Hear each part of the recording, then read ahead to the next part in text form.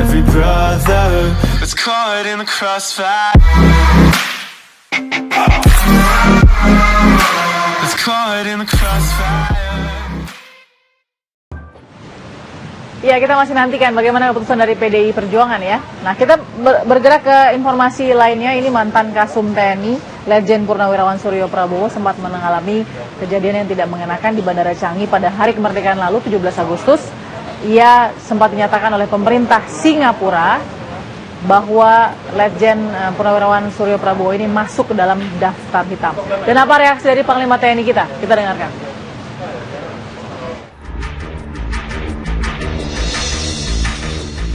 Mantan Kepala Staf Umum Kasum TNI Letjen Purnawirawan Suryo Prabowo sempat masuk daftar blacklist atau daftar hitam pemerintah Singapura saat baru mendarat dari Fiji 17 Agustus lalu. Akibat masuk daftar hitam dari pemerintah Singapura, Suryo Prabowo tertahan di imigrasi Bandara Changi saat akan melanjutkan perjalanan ke Jakarta.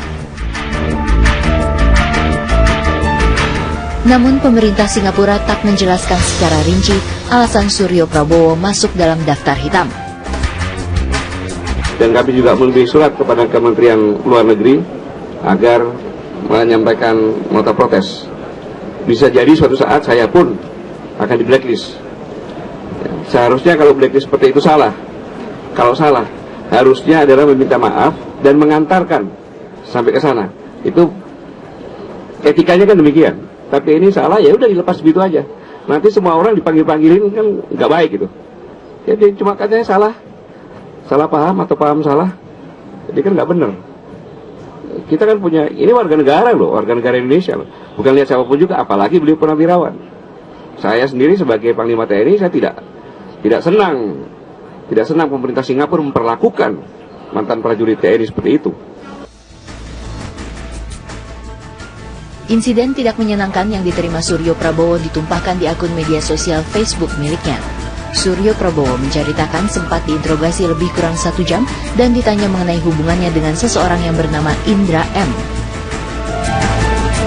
Setelah menjalani interogasi, Suryo Prabowo akhirnya dilepaskan tanpa ada permintaan maaf dari pemerintah Singapura. Tim TV One mengabarkan.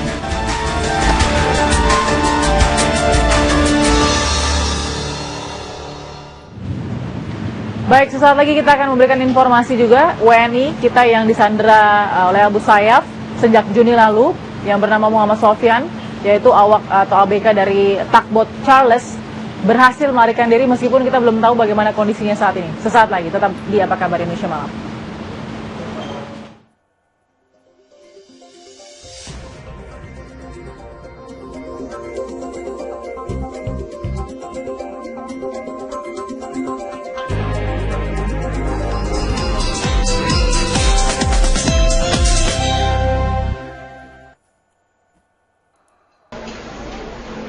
Muhammad Sofyan nampak lemah setelah berhasil melarikan diri dari cengkraman kelompok Abu Sayyaf.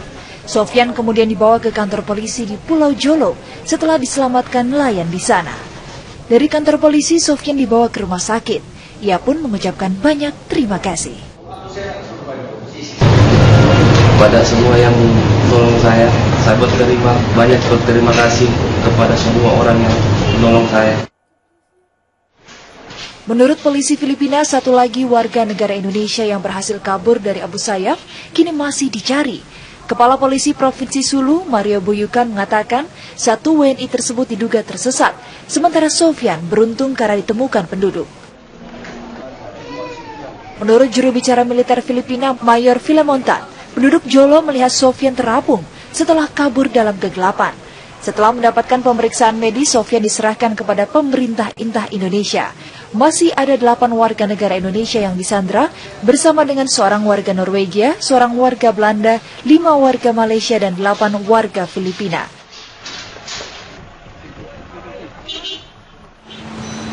Ya, kita bersyukur sekali Muhammad Sofyan, satu anak buah kapal dari Tugboat Charles, bisa selamat.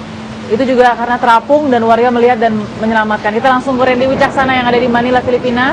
Randy, bagaimana kondisi dari Muhammad Sofyan saat ini dan bagaimana satu WNI dalam kematian Aibda Wayan Sudarsa yang diduga dibunuh oleh 3 wisatawan Australia di Pantai Kuta? dalam olah TKP-nya polisi menemukan bercak darah. Kita lihat seperti apa.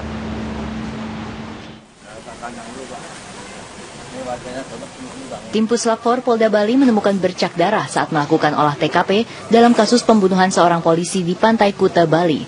Bercak darah yang diyakini berasal dari tubuh korban ditemukan di handuk sebuah hotel. Diduga handuk itu dibawa oleh pelaku pembunuhan. Berdasarkan hasil penyelidikan, handuk itu digunakan oleh seorang wisatawan asing. Penemuan bercak ini menjadi petunjuk baru untuk mengungkap kasus pembunuhan yang menggemparkan kawasan Kuta. Namun polisi tidak bisa memintai keterangan dari wisatawan asing tersebut karena sudah keluar dari hotel. Polisi menyatakan temuan itu akan mempermudah polisi dalam mengungkap kasus tersebut. Ya, artinya pengembangan itu boleh-boleh saja. Di mana dia kembangkan, ditemukan, artinya menjadi lagi petunjuk untuk melakukan pengembangan lebih lanjut lagi. Lapor ya, tentunya karena ada bercak darah, harusnya yang punya kunci Puslapor kan. Yang lebih. Sumber di kepolisian mengatakan pelaku pembunuhan diduga berjumlah 3 orang. Mereka adalah wisatawan asal Australia. Jenazah Aibda Wayan Sudarsa saat ini dalam proses autopsi di Rumah Sakit Sanglah, Denpasar. Sementara itu pihak keluarga enggan berkomentar mengenai kematian Aibda Wayan Sudarsa. Mereka berharap pelaku pembunuhan segera ditangkap dan dihukum. Sebelumnya, Aibda Wayan Sudarsa ditemukan tewas di Pantai Kuta pada tanggal 17 Agustus lalu. Dari Denpasar, Bali, Adi Gunawan, Sukiswanti, TV One mengabarkan. Untuk mengetahui perkembangan, kita langsung ke Adi Gunawan yang ada di Polresta ya, di Denpasar, Bali ya. Adi, perkembangan terbaru Adi dengan tersangka-tersangka ini seperti apa motifnya? Silahkan Adi. Ya, Alfie, memang